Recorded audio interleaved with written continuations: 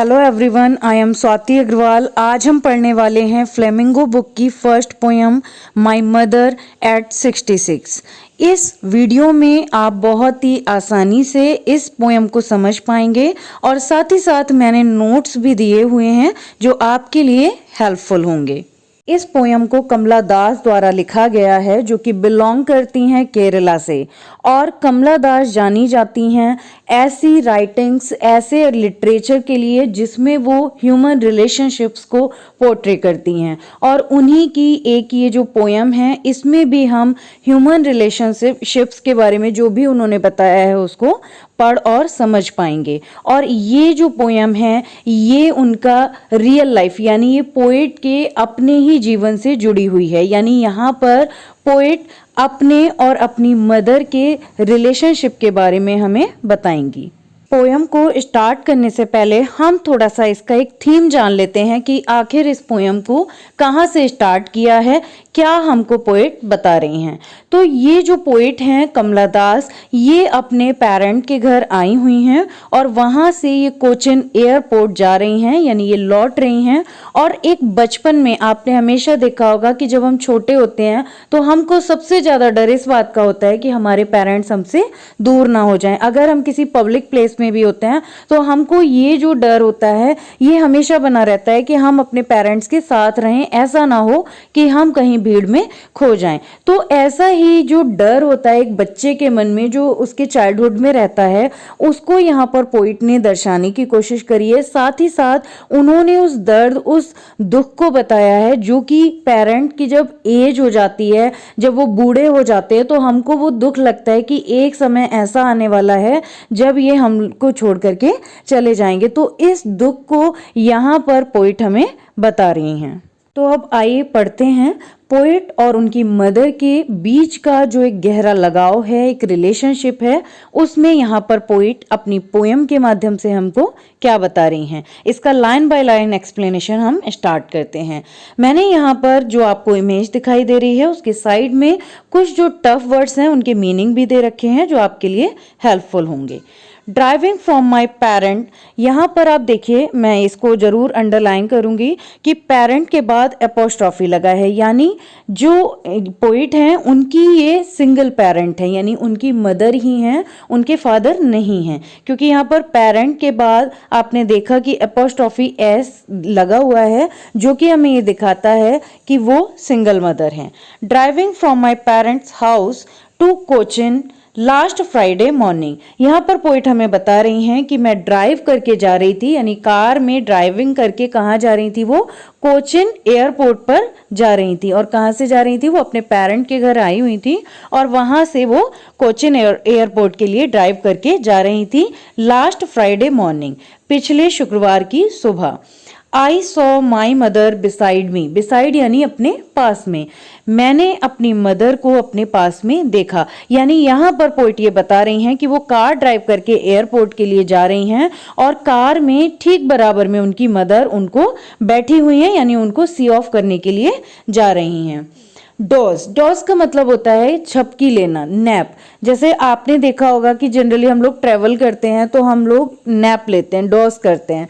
तो डॉज का मतलब क्या हुआ, नैप लेना, यानी छोटी सी झपकी लेना। तो जब इनकी मदर के साथ ये जो है एयरपोर्ट पर जा रही हैं तो उस दौरान इनकी मदर को झपकी आ गई है। Doze open mouth, her face ashen like that of a corpse and realised with pain. Doze यानी नैप, ओपन माउथ, जब भी कोई व्यक्ति इस तरह से झपकी लेता है या सो रहा होता है तो कई बार उसका जो मुंह होता है वो खुल जाता है। तो उनकी मदर जो है जिस समय झपकी ले रही होती है उनका मुंह खुला हुआ होता है। और हर फेस एशन, ऐश यानी राख, एशन यानी राख की तरह दिखने वाला।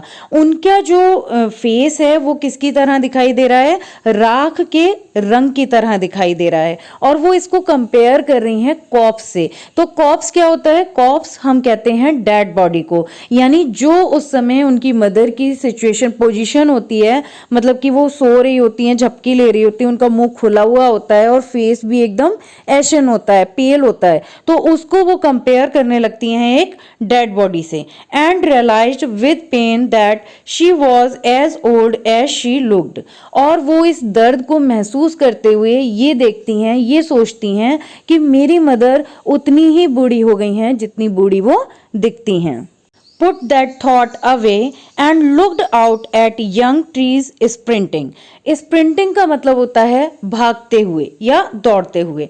अब यहाँ तक तो जो हमें पोइट बता रही थी वो उनकी कार के अंदर का जो भी एटमॉस्फेयर था, जो भी चीजें हो रही थी उसके बारे में बताया, लेकिन अब जो पोइट यहाँ से हमें इन लाइंस में बता रही हैं वो हमें बता रही हैं जो कि कार के बाहर हो रहा था। तो आइए पढ़ते हैं इसका meaning. Put that thought away का मीनिंग है कि जो पोइट के अभी तक अपनी मदर को देख करके सोच रही थी, उन्होंने उस विचार को त्याग दिया यानी छोड़ दिया। And looked out at young trees sprinting, young trees यानी जो युवा पेड़ थे, ठीक है, जो युवा पेड़ थे, उन्होंने उनको कार से जब बाहर झांक करके देखा तो वो कैसे लग रहे थे कि वो पीछे की ओर भाग रहे हों। जैसे कोई भी व्हीकल अगर चल रहा होता है तो जब हम बाहर की तरफ देखते हैं तो कोई भी बिल्डिंग हो, ट्रीज हो, कोई भी चीज हो, तो वो हमको ऐसा लगता है कि वो पीछे की तरफ भाग रहे हैं। तो यहाँ पर पोइट यही बताना चाह रही हैं कि जब उन्होंने कार के बाहर देखा तो उन्होंने देखा कि जो युवा वृक्ष हैं वो पीछे की ओर भाग रहे हैं। The merry children spilling out of their homes, और उन्होंने ये भी देखा कि बहुत सारे बच्चे जो कि खुश हैं वो अपने घरों से बाहर इधर उधर भाग रहे हैं। But after the airport security check, हमने देखा भी है और इस चीज को जानते भी हैं कि जब भी एयरपोर्ट पर जाते हैं तो सिक्योरिटी चेक के बाद हम अकेले होते हैं, यानी हम उसके बाद फ्लाइट लेते हैं तो हम जिसके भी साथ आते हैं, यानी जो भी हमें सी ऑफ करने के लिए आता है उसको हम वहां तक नहीं ला सकते। तो जब सिक्योरिटी चेक वो करा लेती हैं तो वहां पर खड़े होकर के वो फिर से आगे लाइंस में बताया गया है, standing a few yards away I looked again at her wan pale as a late winter's moon and felt that old familiar ache. और अब यहाँ पर वो बता रही हैं कि जब उन्होंने एयरपोर्ट पर सिक्योरिटी चेकिंग करा ली तो उसके बाद वो वहां पर खड़े होकर के अपनी मदर को देख रही होती हैं और फिर से जो पुराने जो उनके कार में जो वो सोच रही होती हैं फिर से वो वही सोचने लग जाती हैं और अपने मदर की जो फेस है, उसके जो पीलापन है, उसको कंपेयर करने लगती हैं वो विंटर के हाफ मून से।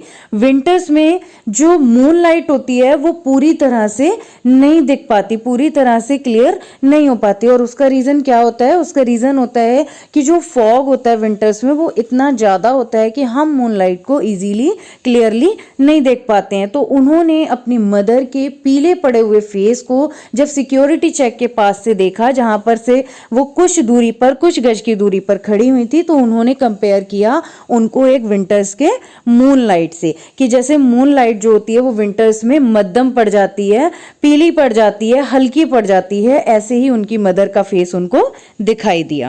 यहाँ पर एक वर्ड यूज हुआ है फैमिलियर एक, एक यानी दर्द, फैमिलियर यानी जाना पहचाना। उनका जो बचपन का जाना पहचाना डर था, कौन सा डर? कि वो अपने पेरेंट्स को कभी ना कभी खो देंगी, यानी जब वो बूढ़े हो जाएंगे तो वो उनसे दूर हो जाएंगे। तो वो डर जो है उनको फिर से जो है लगने लगा। क्यों लगने लगा? क्योंकि उन्होंने उनकी मदर को इतना ओल्ड देखा। But all I said was see you soon अम्मा। अब यहाँ पर पोइट ये बता रही हैं कि जो भी इमोशंस, जो उनको डर लग रहा था, जो फीलिंग्स उनके माइंड में आ रही थी, उन सभी फीलिंग्स को उन्होंने कंट्रोल में करते हुए क्या कहा? सी यू सून अम्मा, हम जल्दी मिलेंगे। ऑल आई डिड वॉज, जो कुछ मैंने किया वो क्या किया? Was smile and smile and smile, कि मैंने लास्ट में जब उनको देखा तो देखते हुए विश किया और साथ ही मैं मुस्कुराई, मुस्कुराई और मुस्कुराई। आई होप कि ये पोयम आपको समझ आई हो। अगर आपको कोई पर्टिकुलर चैप्टर या पोयम समझनी हो तो आप मुझे कमेंट बॉक्स में लिख सकते हैं। Thank you so much.